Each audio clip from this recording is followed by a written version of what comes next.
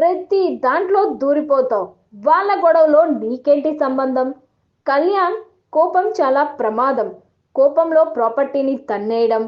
ఏం మాట్లాడుతున్నావో తెలియడం లేదు. నష్టపోయేది నువ్వే. మళ్ళీ ఇది రిపీట్ చేయొద్దు అంటూ కళ్యాణ్కి స్వీట్ వార్నింగ్ ఇచ్చారు నాగార్జున. తర్వాత సావిత్రి చెల్లెలు ప్రముఖ సీరియల్ నటి రీతు చౌదరిని లేపారు. ఏంటి రీతు, కళ్యాణ్ డెమాన్ నామినేషన్స్ లో నీకేంటి సంబంధం? కెప్టెన్ అయితే మాత్రం ప్రతి దాంట్లో దూరిపోతావా? అసలు నీకెందుకు అని అడిగారు నాగార్జున. ఇక మన సావిత్రి చెల్లెలు పర్ఫార్మెన్స్ స్టార్ట్ చేసింది. అక్కడేమో భుజాలు ఎగరేసి ఎగిరెగిరి మీదికి వచ్చి వాళ్ళిద్దరూ తన్నుకు చచ్చేట్టు చేసిన రీతు ఇక్కడ మాత్రం సేమ్ తనుజ మాదిరిగా అమాయకంగా ఫేస్ పెట్టి, సార్ వాళ్ళు గివప్ ఇచ్చేసావు, డిఫెండ్ చేసుకోకుండా ఇచ్చేసి వెళ్ళిపోయావు అని డెమాన్ని అన్నారు సార్. డెమాన్కి నోరు లేదా? నువ్వు తన లాయర్వా?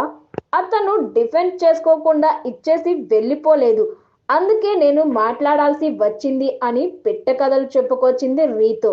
దాంతో నాగార్జున ఏ డెమాన్కి నోరు లేదా అని అడిగారు.